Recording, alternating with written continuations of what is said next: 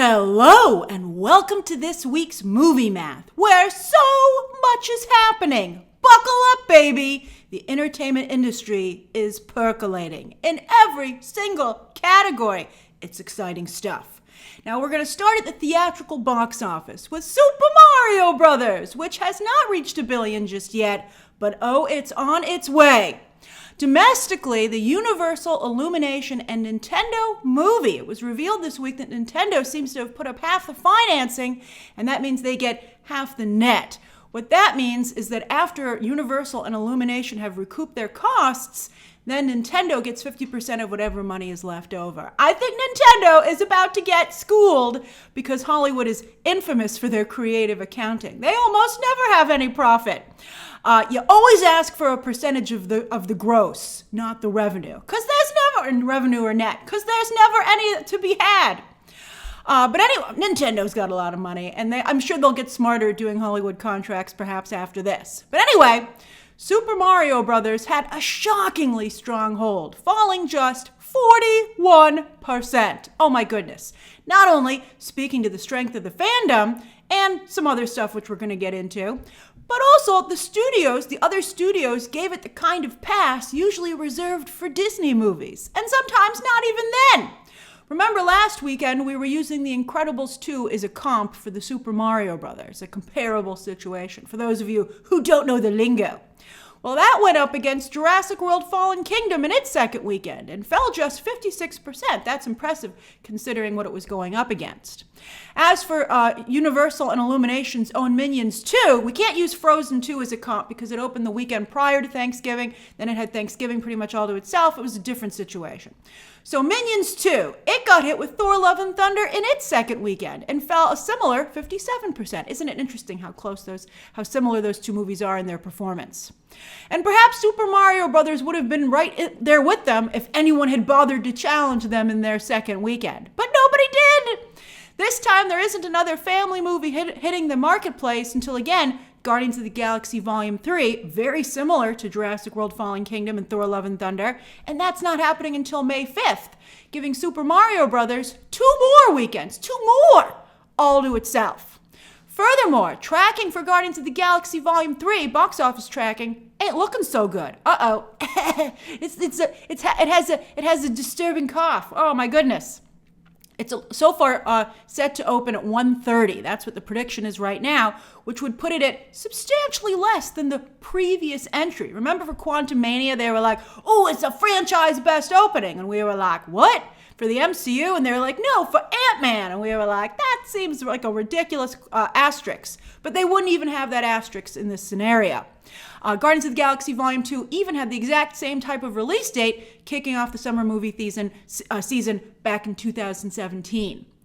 But is it the same situation? Is it? Are audiences disenchanted after Quantumania? What a set of coattails to try to ride. Those have been shredded.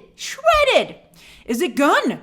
Either the lingering damage from his scandal, has that shrunk his audience? Still potent in some regard, but is it smaller? And or him limboing himself. Wouldn't that be karma? He, of course, limboed Shazam 2, making the movie seem pointless. And with Gunn, with so many fans already thinking of him as Mr. DC, does this final Marvel movie just seem like a formality? And then maybe it's the lackluster ad campaign. I don't think it's turned up to an 11. However, Disney has 3 more weeks to turn up that volume. And they very well could. And we'll see what the Rotten Tomatoes score looks like. I think that'll be important for people who are not wanting a repeat of the Quantumania situation. I think that could give a little bit more consumer confidence is the term, right? And maybe Chris Pratt will rally for a third time. I think at this point, you underestimate Chris Pratt at your own peril. Let's see. But he's 2 for 2 so far. But a 130 debut would be the MCU's lowest summer kickoff, a spot that they've had under lock for over a decade, by the way. They sat out 2014, but otherwise they've kicked off every single summer movie season, and this would be the lowest kickoff for them since 2010. Oh my gosh, geez. It's bad enough so many haters are eager to dance on Disney's grave. You don't need to give them music to jam to. All right, so back to Super Mario Brothers. Speaking of haters, not only is it receiving huge boosts, of course, from Nintendo fans, But a whole lot of Disney or it's kind of the same category, political haters. Is this a repeat of what happened with Top Gun Maverick? Oh my gosh, how interesting is that? Championed by the same haters. Now, Top Gun Maverick was an excellent movie. I think that Super Mario Brothers is more of a fan service situation, but it's still making a ton of money. And I know some of you will insist that Super Mario Brothers is a great movie by movie standards, and that's fine. Enjoy your moment. You've earned it.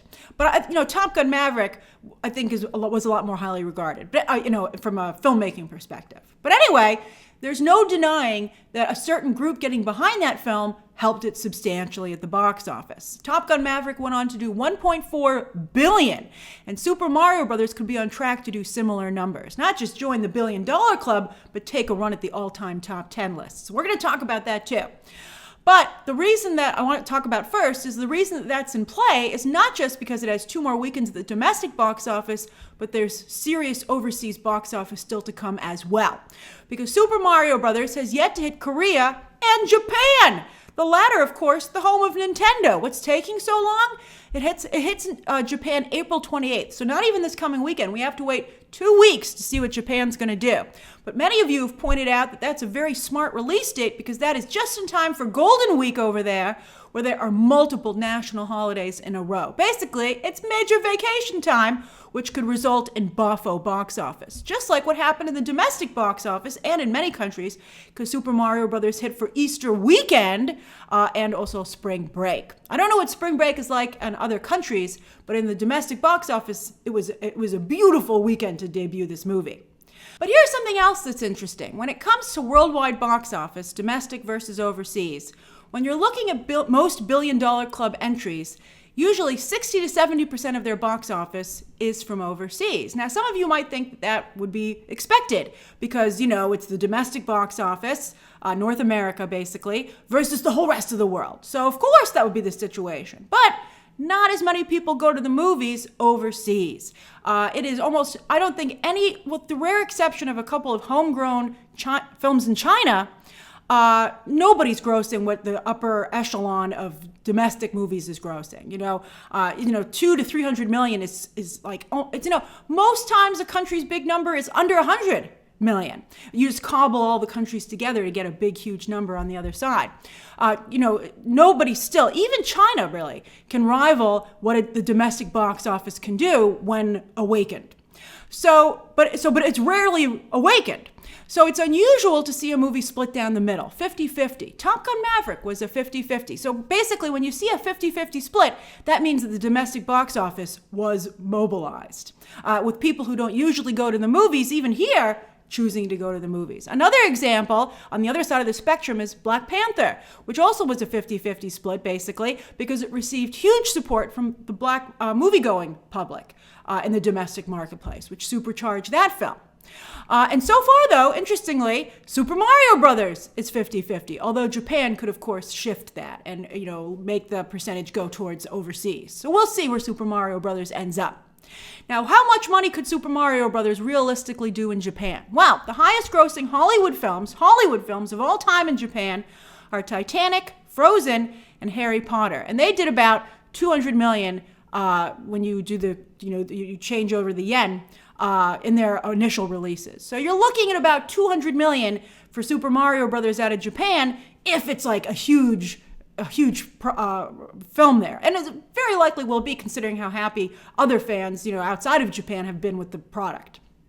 Now, the highest grossing animated film of all time, not counting films like Avatar or 2019's The Lion King, which are, technically animated but seem like live action, Frozen 2, that's the one to beat at $1.45 billion. Right below Top Gun Maverick, interestingly enough. So that's the number Super Mario Brother fans and Disney haters have a bullseye on. What would it take to get into the all-time top 10s? Well, Super Mario Brothers would need $1.53 billion to get into the worldwide top 10 and $654 million to get into the domestic top 10. Let's see what it does. It basically has the whole rest of the month. So that's what we're going to be talking about this month. But no matter where Super Mario Bros. Ends up on the charts, it's already a massive success and has catapulted Nintendo onto the world stage as a major brand beyond the video game audience. Now, some of you have asked me and might be asking me right now, Grace, how did you not know Super Mario Bros. Was so popular? Well, as I've told you before, I don't play video games. I'm not a gamer, so I'm not in that space. And I think that for the most part, Nintendo has kept their brand sequestered to the video game marketplace. Until now. I mean, only until just a few months ago have there been theme park lands. There was one movie a long time ago, but since then, no animated movies or series, nothing like that. I never see Nintendo or Super Mario Brothers on kids' clothing and merch at, like, say, Target, at the supermarket, on cereals or macaroni and cheese, right? I mean, I'm sure some of you might be like, I got a Super Mario Brothers shirt at Target, but they're rarely on display. You don't see the brand everywhere. Where's the Macy's Day Balloon? There isn't one, but perhaps now there will be. So that's a very interesting question. We have the theme park lands that are opening, 2 already open, a 3rd opening soon in Orlando. We have a hit movie, right? What will Nintendo do next? What should they do next? Will they blow up the IP? Or was holding back part of the magic? So many of you, as I've said on Friday, this was an underserviced fandom. That's why it exploded. Marvel has now become an overserviced fandom, which is why they're struggling. So how do you have the right balance? I'd be very curious to hear your thoughts down below, particularly those of you who are hardcore Nintendo fans. There's like a Nintendo store in Rockefeller Center. I've been in there like twice. And it is popular. But it's off to the side. And there aren't Nintendo stores like in every city. So it has not really been on, I think, if you don't play video games, I don't really believe Nintendo was on your radar until now. But it wasn't all sunshine and roses for Universal this weekend. No, it wasn't, because their B-movie pipeline suffered its first clog, Renfield. Ooh, the critic and audience scores are not great. But the cinema score is a question mark, because B- is horrible for a regular movie. As I told you before, anything below a B+ is like, holy crap. But for a horror movie, a B- is spectacular. Megan got a B, CB also got a B-, and Violent Night a B+. Part of the problem was, unbelievably, Russell Crowe. And it was the has-been versus the has-been this weekend, both in horror films with similar audience scores and critic scores too. The Pope's Exorcist was actually worse reviewed. I thought Renfield, I told you Renfield was a streaming movie. But anyway, Crowe came out on top. That's pretty nice for Russell Crowe. He's like, still got it to a degree. Crowe has worked harder to keep himself in the public eye and was actually the star of his movie. Whereas I think once word got out that how little of Cage there is in Renfield, a lot of moviegoers opted to wait to watch it at home or maybe just skip it entirely. I think by the time Halloween comes around, a lot of you will break down and watch it. Because again, as I said in my review, it has its moments. And Nicolas Cage is quite good in the film. And while Universal might want to slow down their stream of B movies, this is, though, particularly bad news for Renfield's cast. Should Nicolas Cage make a comeback? Should Nicholas Hoult finally get his due? He had a sob story this weekend about all the things he'd been passed over for or couldn't do because of other commitments. And then also social media, too hard on Awkwafina. All these questions become moot when you see that none of them can sell movie tickets. You're like, who cares? Nobody wants to see any of you. And John Wick Chapter 4 continues to do okay. And fascinatingly, despite its huge opening, will likely end up right exactly pretty much where the last entry did.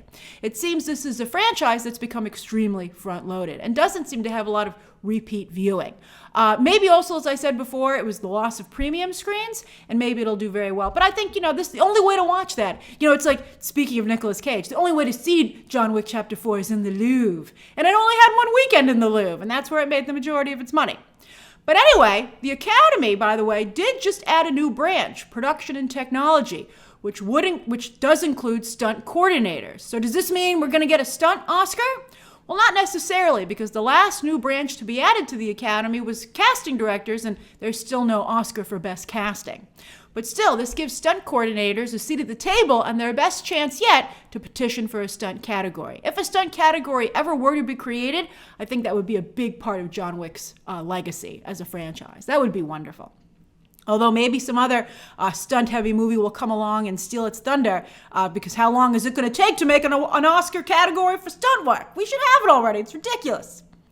As for the rest of the box office, Air also had a nice hold, but the movie, with its huge budget, is definitely going to lose money theatrically. And some have been saying, hey, wait a minute.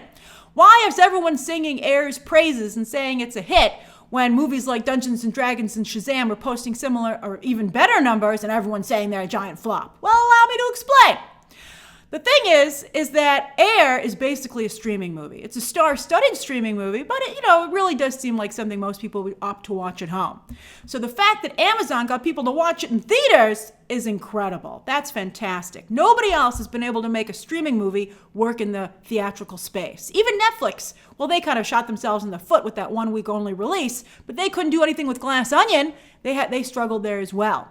Hollywood also considers this a huge win for smaller, smarter films that have been pushed out by blockbusters. Remember, we've all been saying blockbusters and streaming killed the mid-range movie. Well, here's a mid-range movie that's not dead. It has a pulse, and Hollywood will take that. So Air is getting a lot of flowers because the industry, the media, and a lot of cinephiles want it to succeed. And I think you'll see some of that reflected in its awards chances as well. So that's why everybody's rallying behind Air. And maybe why you might want to consider rallying behind it as well. On the flip side, though, Dungeons & Dragons is a huge flop because as a big budget fantasy film with a big IP, it should have done better. But instead, it has only matched its budget worldwide. And again, as I said, studios only get about 50% of the box office, so it's still operating at a loss. Meanwhile, speaking of Japan, Japan's anime movie Suzume opened with $5 million. The entire domestic gross for Your Name, though, by the way, also from filmmaker Makoto Shinkai. That got a lot of attention. This one, not quite as much. Although anime has now become a staple at the box office, thanks to a lot of anime franchises that have been releasing movies stateside. And Demon Slayer, just about a month ago, opened double, 10.1. So 5 million just ain't gonna cut it anymore, even as an opening. And speaking of streaming movies, I'm surprised anyone's paid to see Mafia Mama in theaters. Toni Collette, love her. She's a treasure. But she's not known for doing light comedy. I mean, I'm not saying she can't, but talk about not leaning into your brand. And Nefarious, what the heck is this? I'm sure you saw all the ads on Twitter. This is apparently a faith-based movie in horror genre clothing, which seems to be a pro-life movie. You can see, I think, the fact that it's made for the conservative audience in the critic versus audience score on Rotten Tomatoes. Hardly anyone saw it, but it did make the top 10. It's also worth noting that Beau is Afraid dropped in just 4 theaters and is going wide this coming weekend. And it dropped early to get buzz, but it got the wrong kind of buzz. Box office-wise, it got buzz. It has the biggest per-theater average since Uncut Gems, but that didn't go on to really get any award nominations, and it certainly didn't really win anything, which is a shame because that was a fantastic film. Loved Uncut Gems. But the response to Beau is Afraid is not that good. And it's at 3 hours. It's a huge commitment, and everyone is saying, the people who did venture out to see it are like, that was a mistake. So it'll be really interesting to see how it does this coming weekend. The canary in the mine did not fare well. So let's see who else goes in. The most interesting thing to come out of this film's debut is that it's starting to emerge on social media that Ari Aster used to work extensively with black talent when he started out making short films, but then decided to switch to all-white actors when he started making big movies for Hollywood. That is going to be interesting to see if that conversation starts to gain some traction. He in particular worked with Billy Mayo, who starred in the Ari Aster short film Beau, which Beau is Afraid is expanded upon. Now, Mayo tragically died in 2019, so he couldn't star in this feature film or even have a role in it, but the film is dedicated to him. But I think the lack of diversity in Ari Aster's films is an interesting conversation topic, especially considering that he put a spotlight on black talent in his earlier work. Let's see how that conversation evolves. All right, on streaming, let's start with Nielsen, per usual, for mid-March. Now, based on these numbers, The Mandalorian is actually doing quite well. Number 3, I mean, of course, this is for all the season, all the episodes. But hey, number 3 on the overall and original charts is number 3 on the overall and original charts. So not bad at all. While it seems everyone watched The Last of Us when it dropped, as it did not get a binge surge after it wrapped. It actually fell a little bit. But it's still up there, but it didn't get a surge. It's a very successful show. Netflix is dominating the overall and original charts with the second half of You and Shadow and Bone Season 2, but the originals chart has some very exciting stuff happening on it. Ted Lasso gets Apple TV back on the Nielsen charts. There's so much content on Apple TV. Let's see if Severance can rally when it returns for Season 2. But Apple, we rarely see them here. But Ted Lasso gets it done. And this was the week it kicked off its third season. Although its numbers weren't good enough to make the overall chart. That's not great. And wow, no wonder Paramount Plus wanted to join the Nielsen party, finally adding their numbers to the service. Because here's Picard! Just breaking into the original's top 10, but here all the same, with its final season underway.